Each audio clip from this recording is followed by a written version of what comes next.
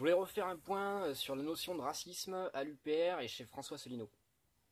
À chaque fois qu'il est invité dans les médias, on lui demande qu'est-ce qu'il pense du voile intégral, du grand remplacement, de l'immigration, etc. La question qui se cache derrière cette question, toutes ces questions, c'est est-ce que vous êtes raciste? Et on peut aller plus loin, c'est une accusation de racisme en réalité, c'est pas une question. Les journalistes laissent rarement le temps à Asselineau de répondre, que tout de suite il le renvoie sur une autre question. Alors que déjà les créneaux sont très courts, il n'a même pas le temps de parler de ses analyses et de son programme. Voilà, en gros on l'invite pour le traiter de raciste.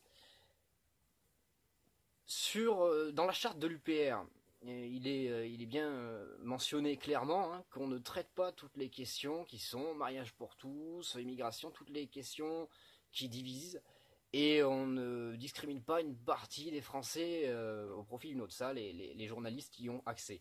Sur le site de l'UPR, il n'y a jamais la moindre allusion raciste. Euh, Allusion raciste qu'on peut retrouver dans les discours de la droite et même du PS, Manuel Valls en particulier, euh, qui nous ont sorti. Alors c'est jamais direct, on va parler d'insécurité, puis la phrase juste après, on va te parler d'immigration, mais évidemment c'est un appel du pied à une partie de la population. Euh, bon, en tout cas, c'est porteur au niveau électoral, en gros, de taper sur les Arabes. Et ça, que soit porteur ou pas, Asselineau, il l'a jamais fait. Euh, Chez les adhérents, bon, je les connais pas tous, j'en connais quelques-uns. Moi, je ne connais pas d'adhérents racistes. On peut aller plus loin en disant que il y a peut-être 10% des adhérents de l'UPR qui sont musulmans. Et c'est assez étonnant pour le mentionner, puisque les musulmans sont quand même relativement peu représentés, intéressés par la politique, faut le dire, en France. Et du coup, je pense pas qu'il y ait beaucoup d'autres partis où on ait une telle proportion de musulmans. Et chez Asselineau, alors moi je l'ai testé Asselineau parce que du coup, je suis également musulman. À la suite des attentats, je lui ai envoyé un dossier sur l'islam pour lui donner des éléments doctrinaux. Voilà, lui dire qu'est-ce qui est vrai, qu'est-ce qui n'est pas vrai, qu'est-ce qui ne fait absolument pas partie de la doctrine, qu'est-ce qui est même l'inverse de la doctrine, quel point est interprété par les uns et par les autres de telle et telle manière, et en sachant que j'ai pas forcément la solution. La première chose, c'est que déjà il a lu mon dossier. Il m'a appelé à l'époque, on pouvait le contacter directement. Il y avait, moi, quand j'ai adhéré, il y avait 2100 adhérents. Maintenant, il y en a 22 000, 23 000 bientôt. C'est évidemment plus possible. Mais il m'a appelé. Alors, bon, j'ai appris que lui, il était chrétien catholique. Mais c'est un type qui est super ouvert sur les cultures asiatiques et aussi sur les cultures arabes.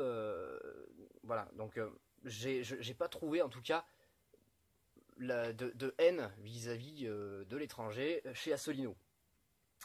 Alors finalement, qu'est-ce qui amène les journalistes à penser que à l'UPR on est raciste? C'est simplement qu'on veut sortir de l'Union Européenne. Sauf que euh, il y a quelque chose qui est quand même pas très logique. C'est une idée irrationnelle. L'Union Européenne, c'est une association de pays à majorité blanche. Donc, je vous aurais dit que je veux rompre toute relation avec le Mali, vous auriez pu me dire, tu n'aimes pas les Noirs, peut-être, c'est peut-être pour ça. Moi, je parle de la Lettonie, du Danemark, de la Suède, de la Pologne, de l'Autriche, bon, que des pays à majorité blanche. On va aller plus loin, l'idée de...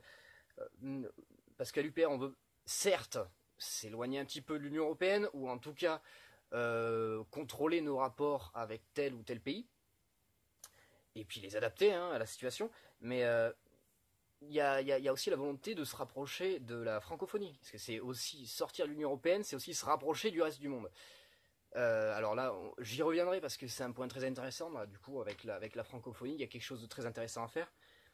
Et en francophonie, je suis désolé, il y a beaucoup de pays où à la majorité noire ou arabe. Donc là encore une fois, j'étais un petit peu agacé qu'on traite Asselineau de raciste, alors qu'avec les partis d'extrême gauche, on va dire, c'est probablement le candidat le moins raciste de tous. Alors je voudrais aborder un second point qui est l'une des raisons de mon adhésion à l'UPR. Alors c'est la question de la sortie de l'Europe et de la renégociation des traités.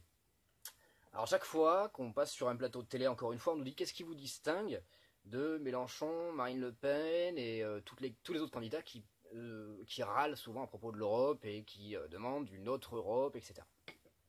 Ben, la principale raison, c'est que nous, on veut sortir de l'Union Européenne, on ne veut pas renégocier les traités.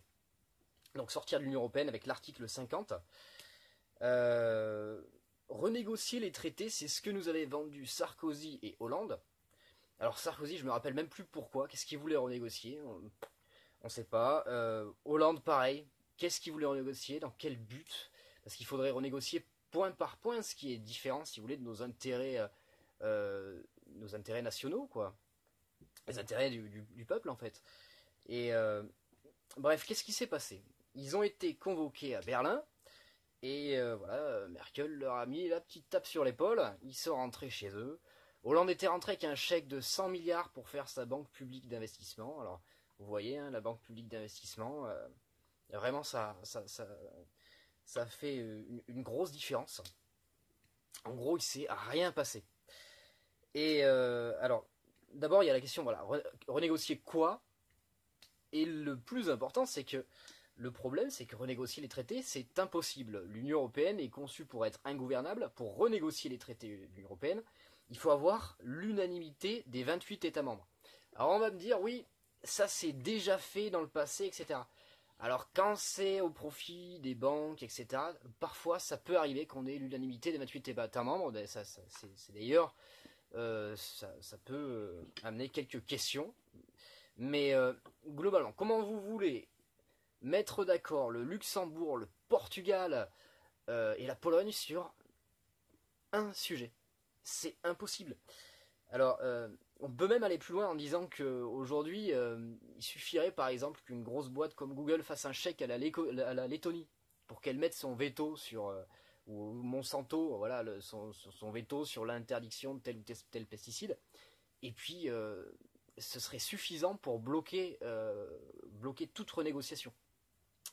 Alors, je vais un petit peu parler de Mélenchon. Mélenchon nous dit oui, mais la France c'est un grand pays qui peut donc peser un peu plus lourd et imposer à 27 États des intérêts qui sont différents de leurs intérêts nationaux. Ben, vous voyez, moi j'y crois pas trop. D'autant plus qu'on nous dit en permanence que la France est trop petite pour être hors de l'Union Européenne.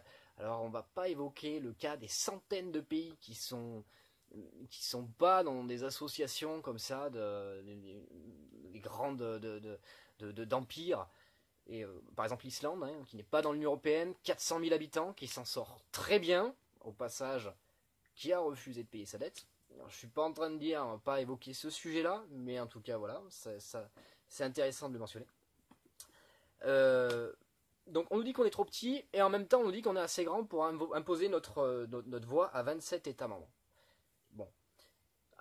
Quelle est la voie la plus sage? Est-ce que c'est sortir de l'Union Européenne et puis renégocier avec, pays par pays chacun des points qui nous intéressent? Voilà, entre par exemple la Pologne et la France, ben, on pourra négocier tel ou tel point à 2.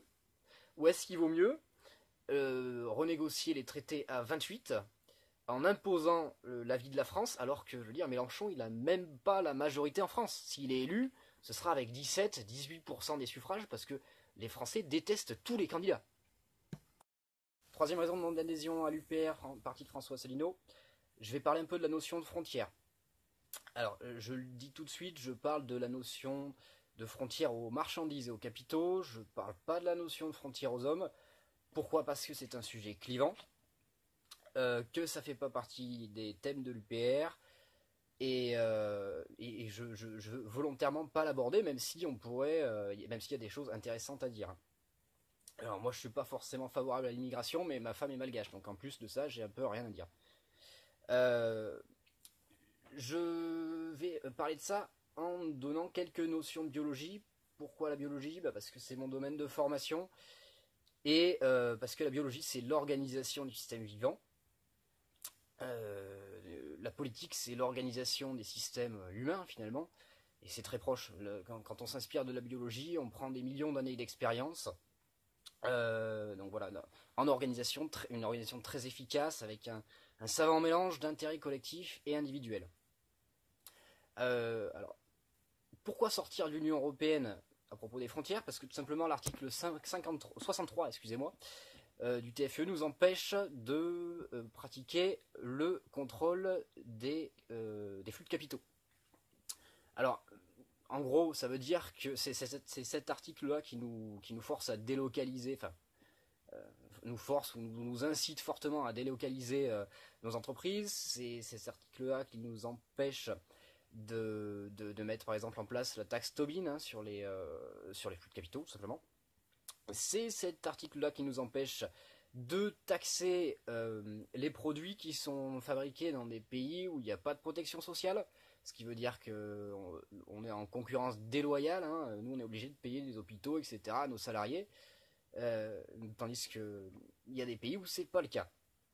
Alors, oui, on veut faire un peu de protectionnisme, c'est vrai. Chaque fois qu'on nous dit on veut faire du protectionnisme, on dit ah ben non, c'est pas bien, il faut pas faire de protectionnisme parce que voilà, on appauvrit nos clients. Sauf que on est les seuls à ne pas faire de protectionnisme. Il faut absolument en faire. Je donne le cas par exemple des prothèses. Donc voilà, la France produit des prothèses. Elle peut les vendre en Chine, c'est possible, mais la sécurité sociale chinoise refuse de les rembourser, ce qui veut dire que personne ne les achète. Elle peut aussi les vendre aux États-Unis, mais qu'est-ce qui se passe? C'est que les États-Unis, généralement, nous disent que oui, les études précliniques et cliniques qu'on a fait, elles sont pas valides et il faut les recommencer, ce qui coûte une fortune et qui prend des années. D'autant plus qu'on a un marché, on a un laps de temps réduit quand on développe un produit parce qu'on a un brevet. Et au bout d'un moment, ce brevet tombe dans le domaine public. Une étude clinique, ça prend des plombes. Donc finalement, tout le monde fait du protectionnisme.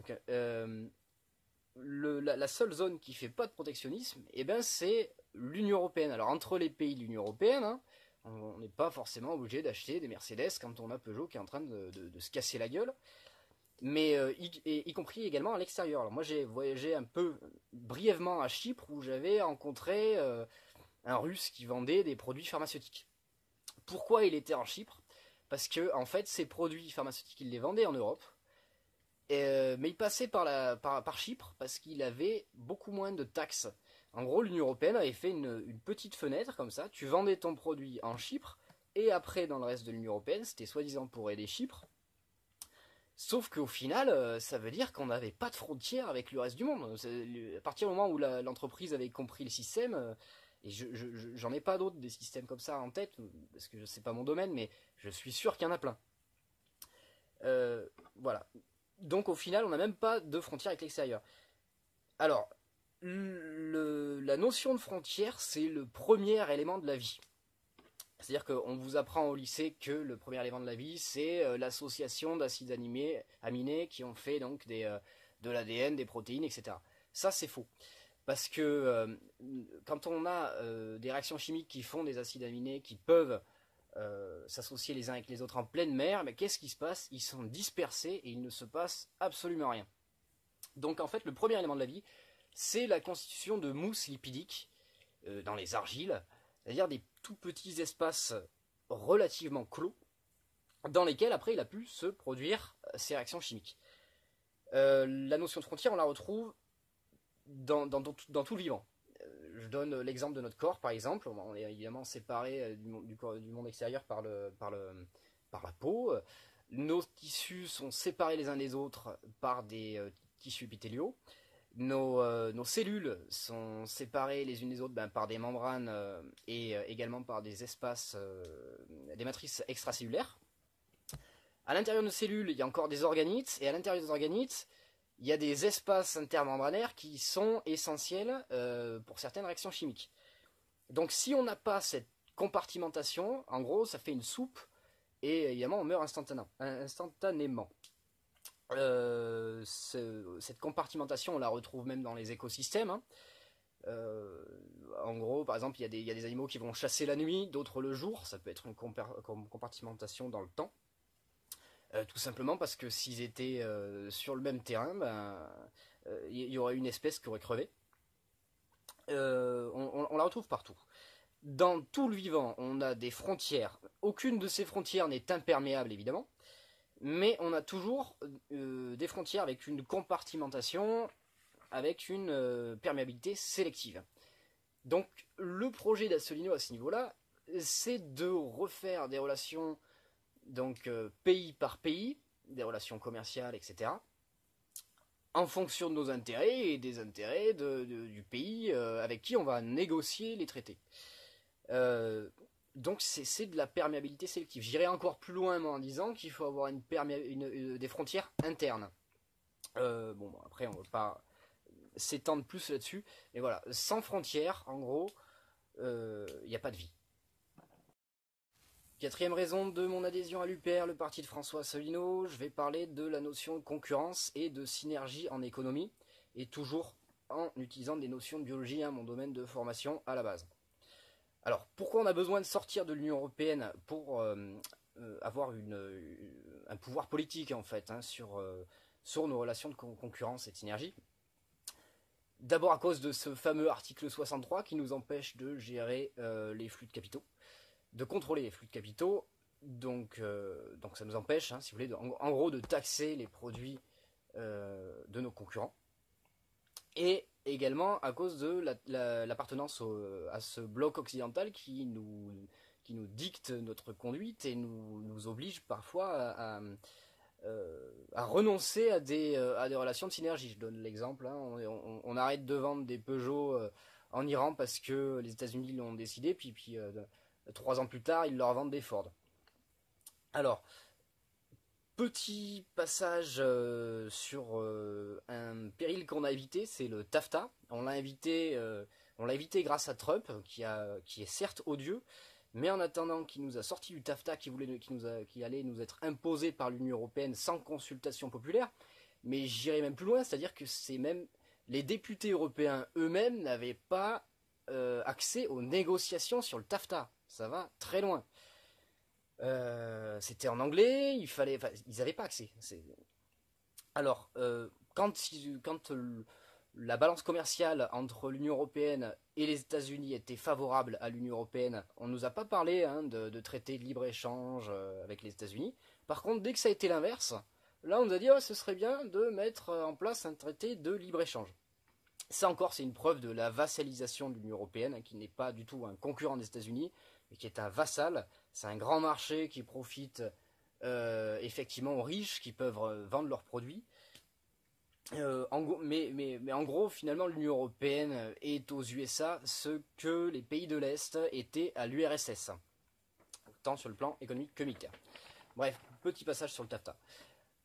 Alors, en Union Européenne, il n'y a que des pays avec lesquels on a des économies concurrentes. C'est-à-dire qu'on a des économies très proches. On fait la même chose, on a les mêmes matières premières, on a le même terrain, on a les mêmes populations.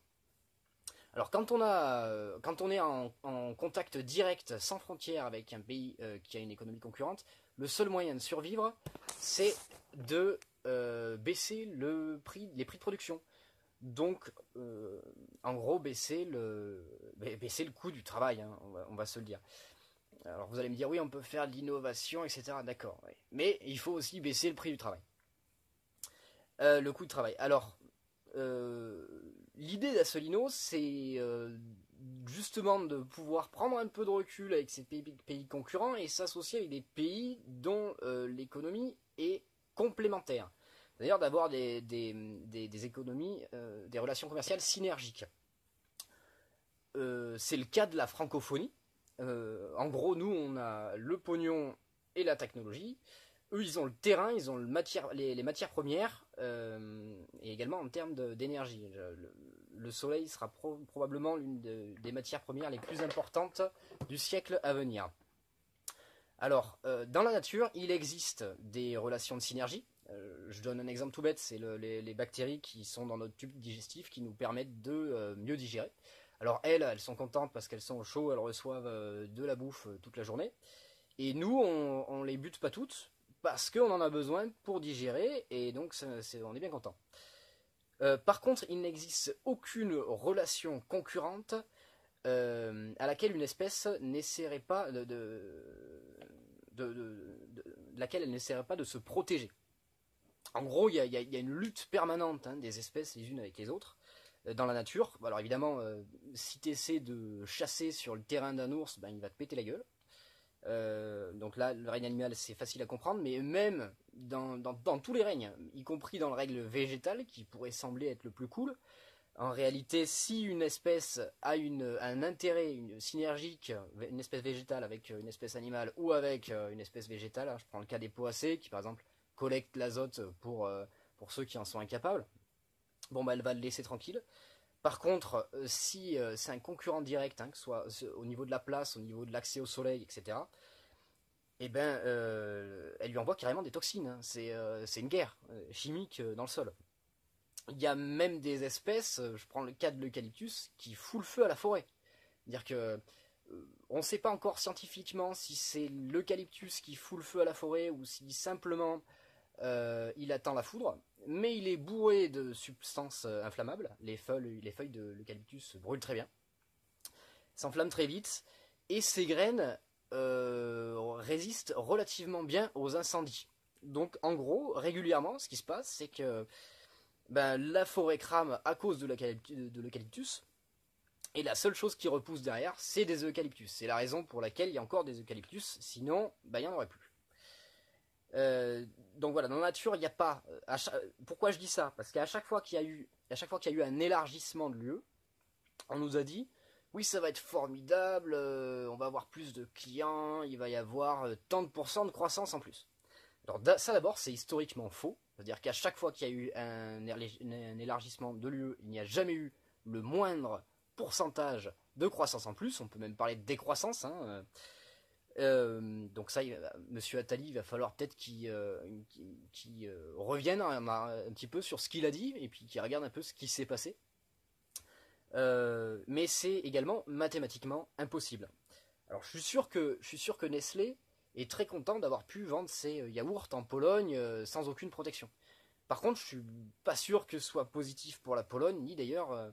Et enfin, en gros, quand on a deux entités qui font la même chose au niveau économique, et c'est pareil hein, dans le monde vivant, hein, quoi, qui fusionnent, qu'est-ce qui se passe? Eh bien, il n'y a que le numéro un qui survit. C'est le cas de l'Allemagne qui est en train de bouffer tout le monde. Sauf que, au bout d'un moment, le numéro un a bouffé tous les concurrents. Et quand le requin bouffe tous les poissons, eh bien, il n'a plus rien à bouffer et il crève la dalle. Donc voilà. Cinquième raison de mon adhésion à l'UPR, le parti de François Asselineau. Est-ce que Asselineau est de droite?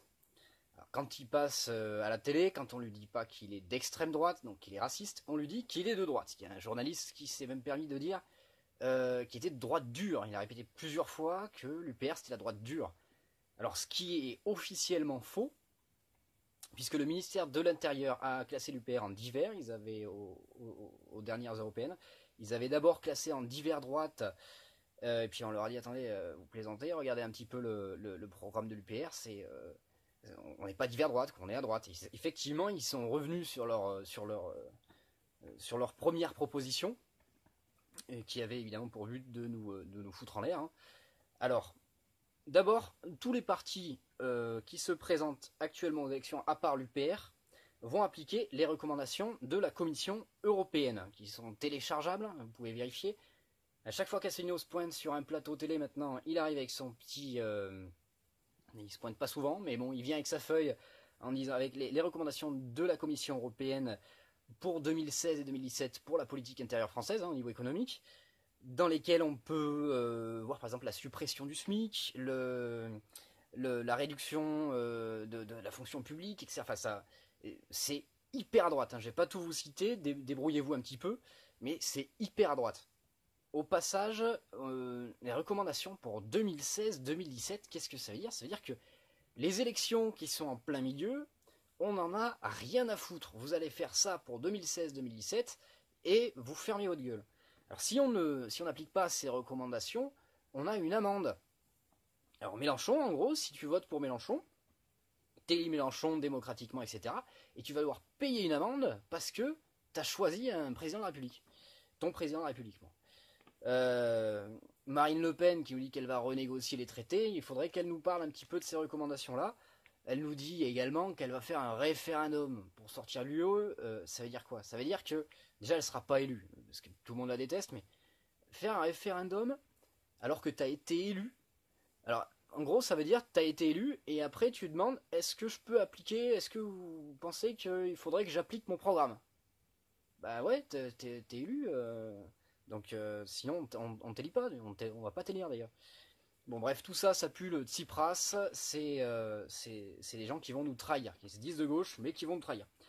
Dernier point, sur l'Union Européenne, il y a l'article 102 du TFUE qui nous invite à privatiser le service public et qui permet même à une entreprise de faire un procès à un État si elle n'a pas accès à la libre concurrence en gros. Donc bon, ça va très loin. Le programme d'Assolino, maintenant. Dans le programme d'Assolino, moi je note qu'il y a pas mal de nationalisation, notamment de banques qui ont reçu des aides de l'État lors de la dernière crise. Il y a également le retour en force de la fonction publique.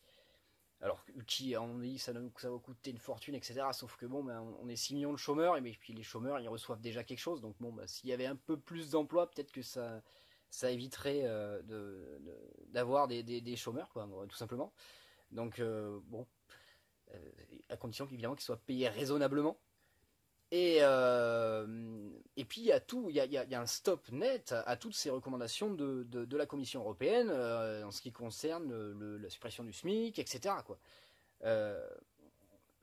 Voilà, j'aurais pu faire un petit passage suppression du SMIC avec Hamon, mais Hamon, de toute façon, il est en perte de vitesse. Dire simplement que son histoire de revenu universel, c'est tôt ou tard pour nous la mettre en nous disant bah maintenant vous avez un revenu universel, donc vous n'avez plus vraiment besoin d'avoir un salaire minimum. Quoi. Bref. Il y a aussi un volet écologique super important dans le programme de l'UPR. Petit passage avec l'autre cruche qui nous disait qu'on pouvait faire 100 000 emplois, créer 100 000 emplois avec l'écologie. Alors c'est vrai si on n'achète pas tous les panneaux solaires en Chine, on peut même créer beaucoup plus de 100 000 emplois en réalité avec l'écologie. Bref, et dans le programme d'Assolino, il y a la possibilité aux petits agriculteurs de s'installer. Il y a des choses folles au niveau écologie. Par exemple, la légalisation à nouveau de certaines semences qui étaient illégales. Enfin, ça va. Voilà, pour ceux qui connaissent un petit peu le domaine, voilà, c'est du jamais vu. Alors en gros, moi, ce programme-là, si on m'avait dit que c'était le programme du Parti communiste, j'aurais pas été choqué. Je précise simplement, effectivement, pour moi, c'est quand même un programme qui est relativement à gauche. L'idée de l'UPR, c'est de sortir du clivage gauche-droite, donc de rassembler les gens pour sortir de l'Union européenne.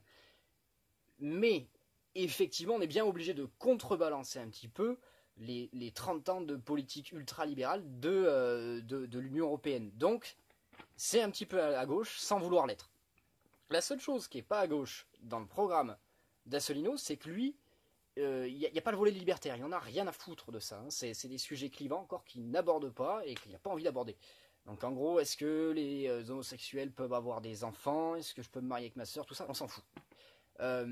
C'est d'ailleurs, le volet libertaire était le seul volet à gauche de la présidence Hollande qui nous a sorti les lois les plus à droite depuis la Seconde Guerre mondiale, notamment la loi El Khomri, avec la pauvre petite qui était issue de l'immigration, qui était chargée de porter le chapeau.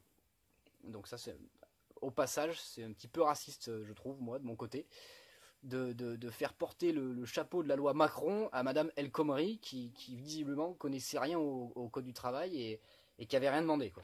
Enfin, sauf à toucher un salaire de ministre. Bon, ce qui va me déranger un peu, moi, chez Assolino, c'est son éloge permanente des grandes écoles, des écoles d'ingénieurs, etc.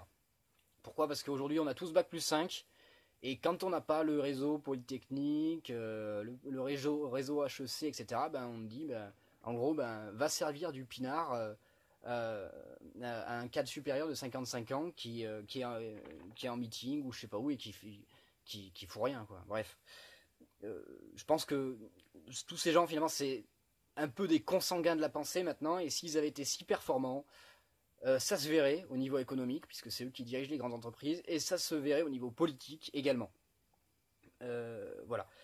Ceci dit, bon, Asselineau, lui, il a fait HEC, il a fait l'ENA, tant mieux pour lui, hein, je veux dire. Et puis, après tout, voilà, ça lui donne quand même une certaine expérience.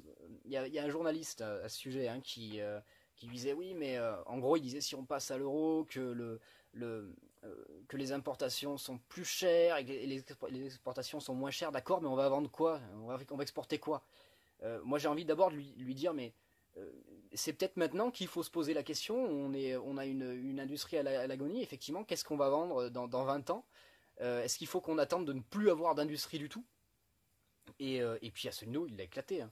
Il lui a dit, moi j'ai travaillé dans l'exportation, il était avec Chirac là dans les dans, le, dans des si vous voulez dans des voyages gouvernementaux en Chine, etc., pour aller vendre des produits.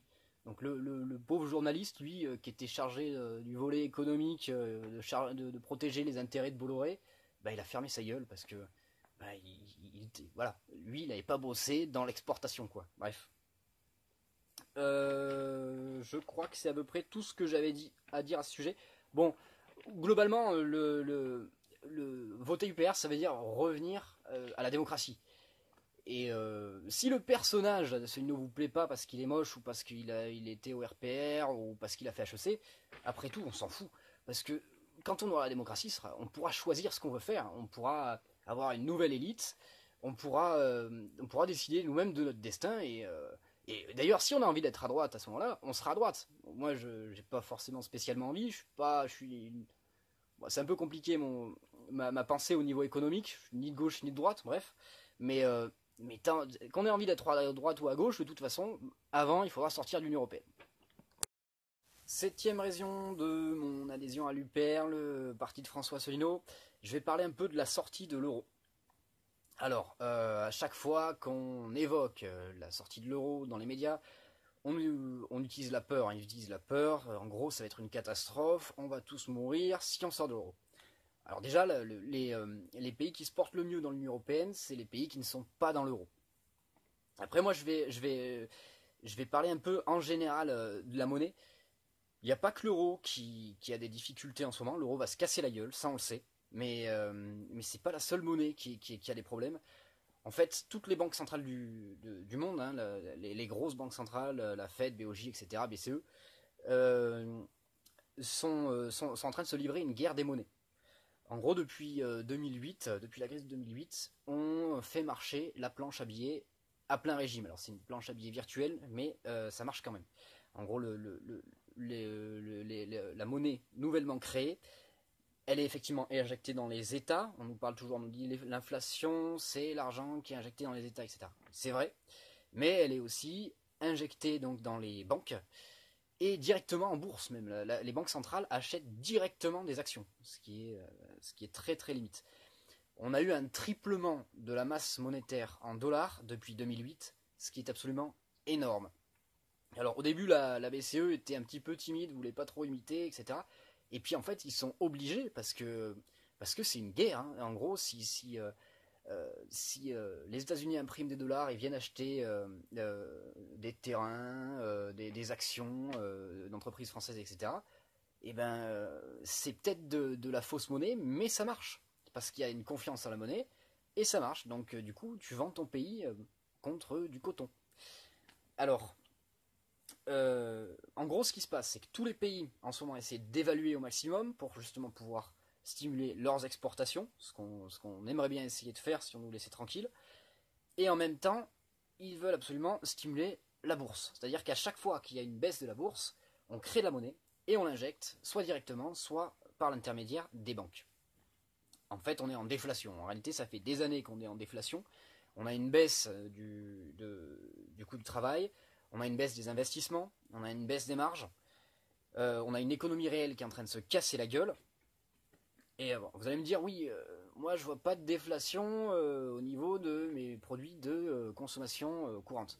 Alors effectivement, l'inflation, elle permet de calculer le SMIC et elle est calculée sur un panier. Mais sur un panier de produits de consommation. Mais ça a aucune importance, parce qu'en réalité, voilà, je vais faire un détail.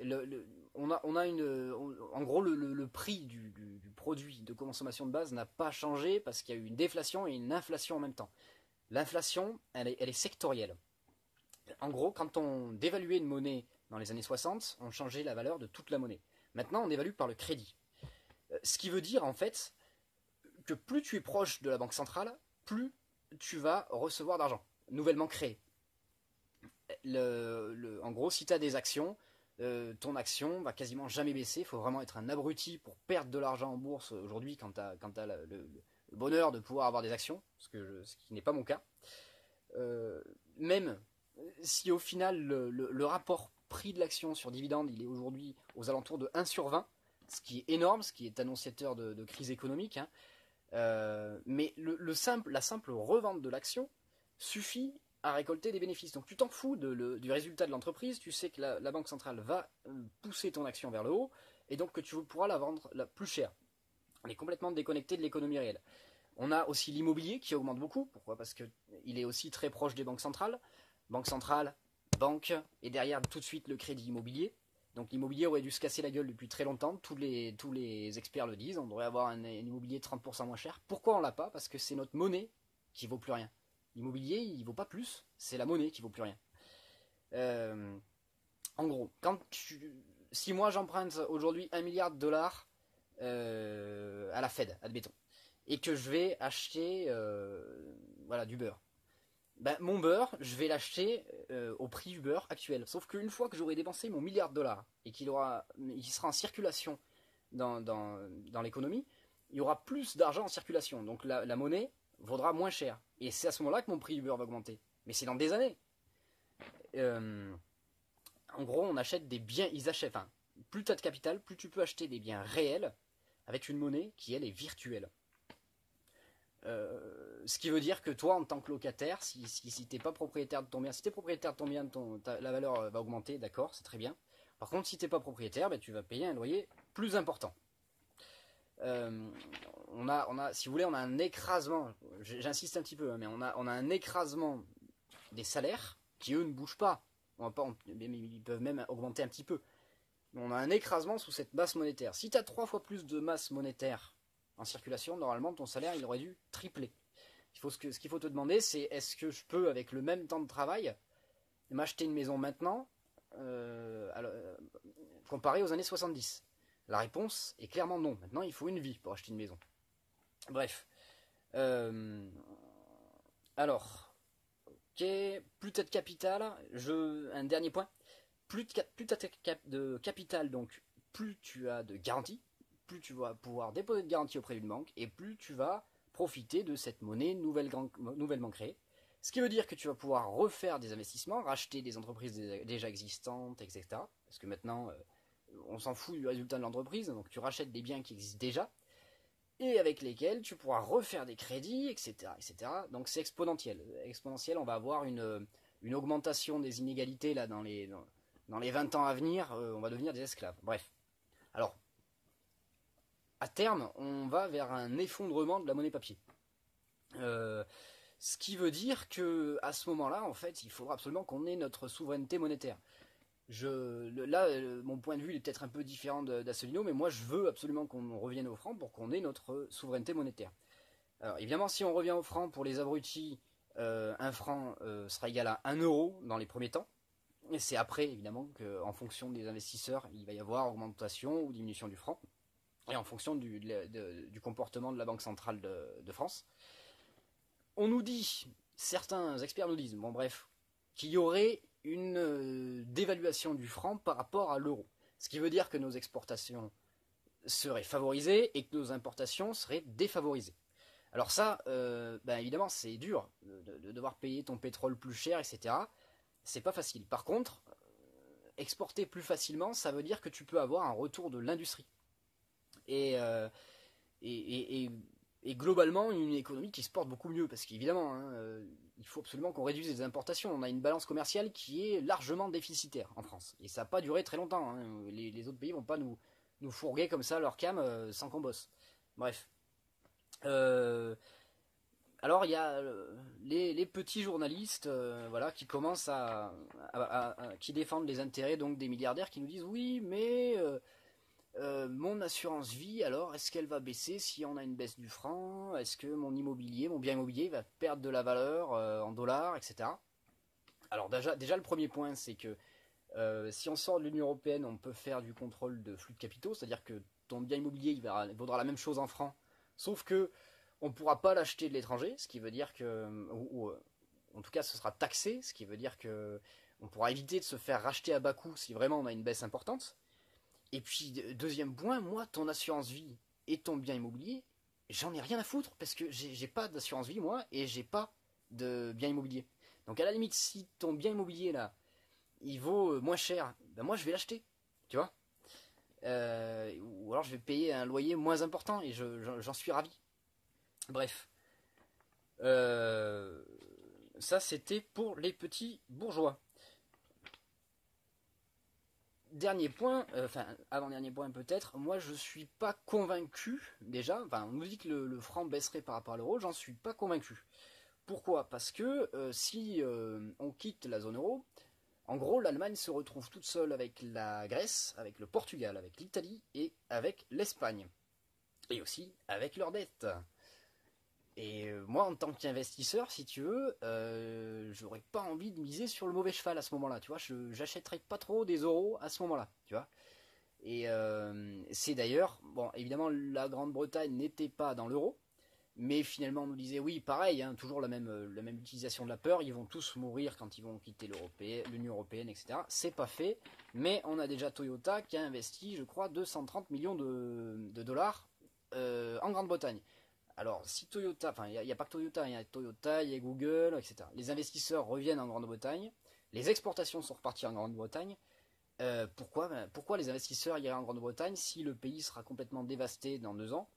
Ben, je pense que c'est parce qu'ils pensent qu'au final, c'est la Grande-Bretagne qui va s'en sortir et l'Union Européenne qui va sombrer. Voilà. Donc, je pense que l'euro a fait assez de mal pour qu'on n'ait pas, pour qu'il soit pas très difficile de convaincre quelqu'un qu'il faut absolument sortir. J'ajoute que c'est y compris le cas dans les pays de l'Est. Moi, j'avais une collègue qui venait de Slovénie et qui me disait que oui, l'Union Européenne au début c'était bien, mais après il y a eu l'euro et l'euro ça fait mal au cul parce qu'il faut les produits sont tous beaucoup plus chers. Euh, J'étais allé en République tchèque dès leur rentrée dans l'Union Européenne, parce qu'ils avaient ils avaient des fonds européens, puis ils avaient aussi des aides déguisées, c'était des voyages scolaires de lycéens où on allait se promener, etc., acheter de la vodka et des clopes. Alors effectivement, ils étaient très contents, parce qu'ils avaient des millions de clients, ils avaient plein de gens qui venaient consommer, c'était pas cher, très bien. Aujourd'hui, il faudrait voir quel est leur avis sur l'Union Européenne. Voilà. Dernier point sur Asselineau, je voudrais simplement répondre aux gens qui nous disent Asselineau ne sera pas élu. Alors d'abord, vous allez voter pour qui? Vous allez voter pour quelqu'un qui va appliquer les recommandations de la Commission européenne, parce que c'est les personnes qui vont être élues, hein, malheureusement. Hein. Je reprends Étienne Chouard là, les papis mamies vont voter pour Macron. Et alors moi je pense pas que c'est Macron qui va être élu, mais c'est pareil, hein, c'est probablement Fillon. Pourquoi? Parce qu'il a une base très solide, à la limite du fanatisme, il s'en fout complètement de ce qu'il a fait, qu'est-ce qui se passe, son programme, on s'en fout, on vote comme papa et maman. Et donc, en gros, ces gens-là, ils vont voter Fillon, et comme tous les candidats vont faire des scores minables, parce que tout le monde les déteste, peut-être Mélenchon est apprécié un petit peu, ben en gros, je pense que c'est lui qui va passer. Mais bon, dans tous les cas, même si Mélenchon passait, je pense qu'il va trahir. En gros, il va faire du Tsipras. Hein. Tsipras, tout le monde y croyait, personne se disait, mais eh ben, moi j'avais même écrit à Solino en lui disant, mais attendez, il a quand même fait ceci, cela, vous dites que c'est un traître, non. Eh ben, il a bien fini par trahir, hein. Au bout de 3 mois, il a expliqué aux Grecs qu'il fallait qu'ils payent la dette et puis qu'ils ferment leur gueule. Bref. Et puis de toute manière, on peut être de droite et vouloir sortir de l'Union Européenne. Hein. Je suis désolé pour mes petites piques envers les gens de la droite. Après tout, nous on veut le retour de la démocratie, donc ça veut dire que sortir de l'Union Européenne, c'est le moyen de retrouver la démocratie, et si vous avez envie de voter à droite, ben vous voterez à droite, il n'y a pas de problème. Bref, je vais refaire un historique sur ce qui s'est passé avec l'UPR et Asselineau depuis la création de l'UPR, c'est-à-dire il y a 10 ans. Asselineau, c'est un self-made man, pour moi, c'est pas un mec du système. Il a fait HEC, il a fait l'ENA, c'est vrai, il a bossé dans des cabinets ministériels hein, en tant que fonctionnaire et également avec des élus. Mais lui, il n'a pas été élu, mais il a eu un petit truc, je sais pas quoi, une mairie ou je sais pas quoi, mais il a effectivement bossé dans des cabinets ministériels. Enfin, ceci dit, les autres candidats qui nous disent tous qu'ils sont contre le système, etc. Déjà, qu'est-ce que ça veut dire le système? Je veux dire, on a l'impression que tous les candidats sont devenus des punks à chiens. Enfin, je comprends pas. Il a créé l'Union populaire républicaine il y a 10 ans. Il a mis 5 ans à avoir les 1000 premiers adhérents. 1000 adhérents, c'est très peu. Hein. Le Front National à 70 000, le Front de Gauche 10 000, l'UMP tourne aux alentours de 200 000 et le PS, avant qu'il trahisse tout le monde, avait aux alentours de 120 000. Donc c'est très peu, c'est ridicule. Il a fait 17 parrainages aux dernières élections donc présidentielles. 17 parrainages sur 500, c'est pareil, c'était ridicule. Il l'a publié, il a dit, hein, j'ai fait 17 parrainages, ce qui est relativement courageux et honnête, hein, parce que 17 parrainages, bon ben c'est un peu la honte. Et le mec, il a pas lâché le steak, il a bossé ses dossiers pendant que les autres politiciens bossaient le copinage. Est-ce que si je suis ami avec tel député, est-ce que je pourrais avoir tel poste dans tel ministère, etc. Bref, souvent la création enfin c'est même systématiquement le cas, la création des partis politiques, c'est une émanation d'un autre parti politique. Un mec qui est adhérent, qui a un peu d'influence, qui se barre avec d'autres adhérents, avec d'autres, voilà, qui crée son parti politique. Et généralement, ils sont financés même euh, voilà, soit par un parti concurrent, soit indirectement, évidemment, hein, c'est jamais direct, mais euh, alors que Asselineau, lui, il a créé son parti tout seul, financé uniquement par les adhérents, pas de crédit, avec son pognon à lui, au début, hein, et je veux dire, c'était voué à l'échec total. Mais il a tellement bossé ses dossiers, les Français sont pas si couillons, ils se sont dit, mais merde, il y a du contenu chez Asselineau. Alors, effectivement, Asselineau, voilà, c'est un programme certes, mais le plus important, c'est l'analyse. Et ça, si vous n'avez pas l'analyse, effectivement, vous ne pouvez pas voter Asselineau. Il faut être un petit peu malin pour voter Asselineau. Il ne faut pas être un abruti fini. Comme d'ailleurs pour qu'une démocratie se porte bien, puisque c'est le peuple qui dirige. Si le peuple est complètement abruti, ça ne fonctionne pas. Il dirige très mal. Bon, bref. On s'approche de l'année 2007 avec 15 000 adhérents. Moi, je suis rentré, il y avait 2100 adhérents à peu près. 15 000 adhérents, déjà, on a dépassé le front de gauche, quoi. C'est pas rien. Une grosse présence sur Internet et toujours rien dans les médias. Il y a eu, avant l'accès au parrainage, il y avait eu 8 minutes sur iTélé et une émission sur France 2, On n'est pas couché ou je sais pas quoi, où en gros, il avait été invité pour se faire traiter de raciste. Il a mis une fessée tellement mémorable aux journalistes qu'ils l'ont jamais réinvité. Enfin, en parallèle de ça, au moment de la publication des parrainages, Macron, lui, il avait eu 1700 articles de journaux dédiés à sa noble personne. Et le CSA avait fait un petit décompte. Alors, il faudrait regarder tout le temps hein, sur toutes les périodes. Sur 6 jours après les parrainages, hein, juste après les parrainages, Macron était à 79 heures dans les médias de grande écoute, 79 heures d'antenne. C'est-à-dire que sur toutes les chaînes, si tu zappais, t'avais une chance sur 3 ou 4 de tomber sur Macron. C'est de la folie. À côté de ça, Asselineau, il avait eu 8 minutes.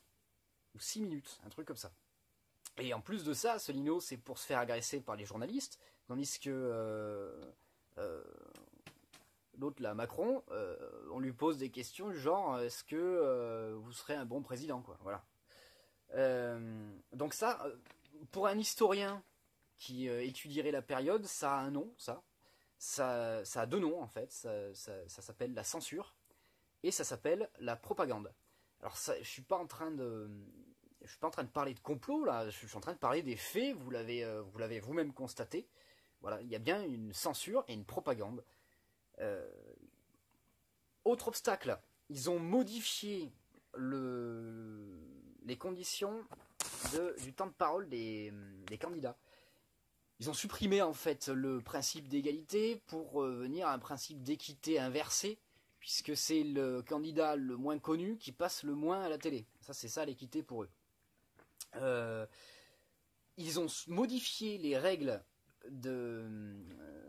d'accession au parrainage, c'est-à-dire ils ont publié les parrainages des élus, et il y a beaucoup d'élus qui n'ont pas envie de perdre leur poste voilà, député régional de machin, etc., de vexer l'UMP ou le PS, donc du coup ils n'étaient pas trop chauds, ou alors d'avoir des problèmes pour les subventions, pour parrainer un candidat comme ça en étant, voilà, en étant démasqué, on va dire. Malgré tout, ben, il a eu les parrainages. Ils ont plus loin que ça, ils publiaient en temps réel, si vous voulez, toutes les 2 fois par semaine, je crois, les parrainages. Ils ont oublié de parrainer, de publier 260 parrainages d'Assolino. Ils ont parrainé 60 parrainages, publié 60 parrainages. Et puis bon, il a appelé, il a dit bah, ouais, mais moi j'ai la preuve que j'en ai eu beaucoup plus.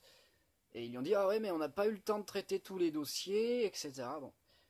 Donc qu'est-ce qui se passe dans la tête de l'élu qui voit que l'autre il a 60 parrainages? Il se dit j'ai pas parrainé un mec qui va arriver à 85 parrainages quoi.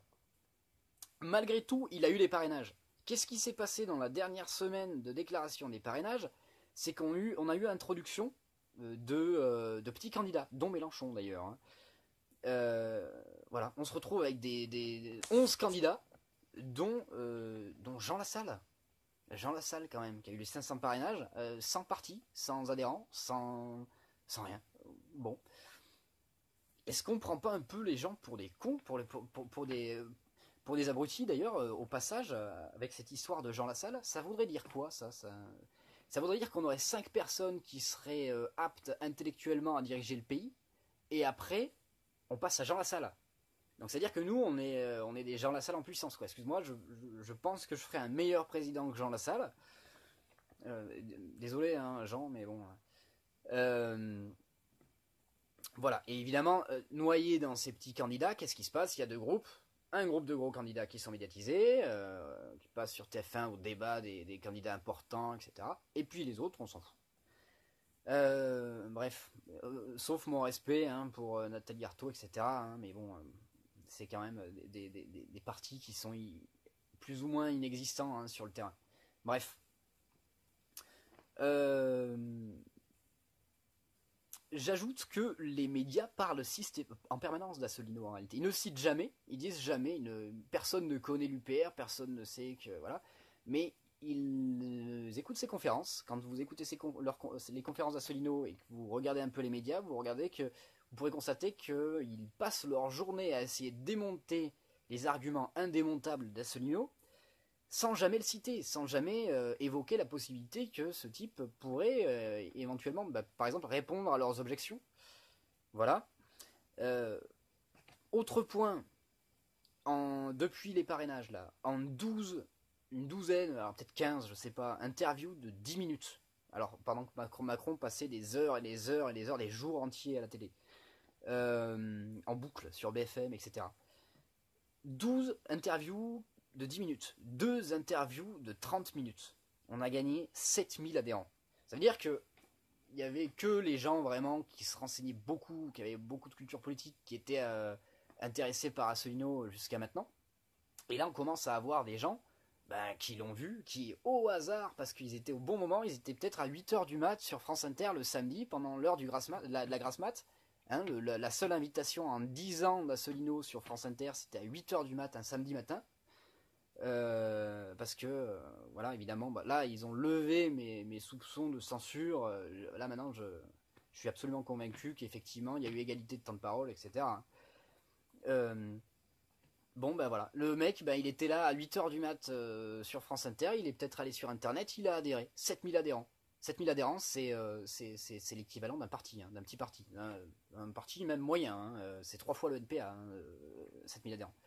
On fait des salles combles. Le 25 mars, il n'y a pas qu'à Paris, hein, mais le 25 mars à Paris, il y avait 6500 personnes à un meeting. Au même moment, 3 mois plus tôt, je veux dire, le PS faisait 2000 places et médiatisé à mort. Personne n'a parlé du meeting d'Asselineau.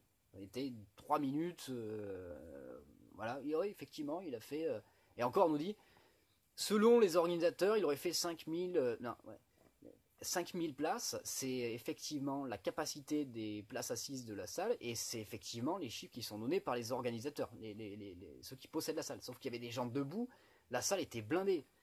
Donc c'est pas selon les organisateurs, c'est la réalité, c'est un fait. Allez sur internet, vous vérifiez, hein, tout simplement. Regardez les vidéos, vous savez compter, vous savez qu'il n'y avait pas 300 personnes. Hein. Bref. Donc en gros, le parcours qui a été fait jusqu'à maintenant, il est absolument exceptionnel. Je partage pas l'avis d'Asselineau, je pense pas qu'on passera au deuxième tour. Encore que, bon, bah, il reste les 10 jours d'égalité de temps de parole qu'ils n'ont pas réussi à nous supprimer, pendant lesquels peut-être que les gens pourront. Mais encore une fois, il faut se renseigner, hein, il faut un peu de temps pour se renseigner politiquement, pour voter. Donc 10 jours, moi je pense que c'est vraiment prendre les gens pour des cons. En 10 jours, tu penses que avec le boulot, etc., ils auront le temps d'analyser le programme et les analyses de 11 candidats? Non, je pense pas. Alors, moi je pense qu'on va faire aux alentours de 6%. Mais admettons qu'on fasse 3%. Mais vous vous rendez pas compte à quel point c'est énorme. D'abord, ça veut dire que pendant les 5 prochaines années, ils sont obligés de nous inviter dans les médias. Même si c'est très peu, ils seront obligés de le faire. Et à chaque fois, on va leur mettre des grosses fessées. Deuxième point, ça va permettre aux gens de se renseigner et d'adhérer, possiblement. On aura encore les législatives pendant lesquelles on va encore faire campagne. Là, on a gagné 7000 adhérents en 6 semaines. En 2022, on sera combien? Là, on est 22 000. Peut-être que quand vous regardez la vidéo, là, on est déjà passé à 25 ou 28 000. En 2022, on va être combien? Je vous laisse faire une petite estimation, hein, mais ça va être phénoménal. Alors, en 2022, ils vont peut-être nous dire, oui, il faut avoir 1000 parrainages cette fois-ci, mais on les aura. On les emmerde, on les aura. Excusez-moi. Bon, bref. Dernier point que je voulais... voilà. En 2022, en gros, si on fait 3% cette fois-ci, on passe au premier tour, en 2022. Et tous les candidats vont faire du Macron, c'est-à-dire le programme de la Commission européenne. Ce qu'il nous faut là, c'est soutenir ceux qui ont une autre vision et qui n'ont pas eu le temps de se faire connaître.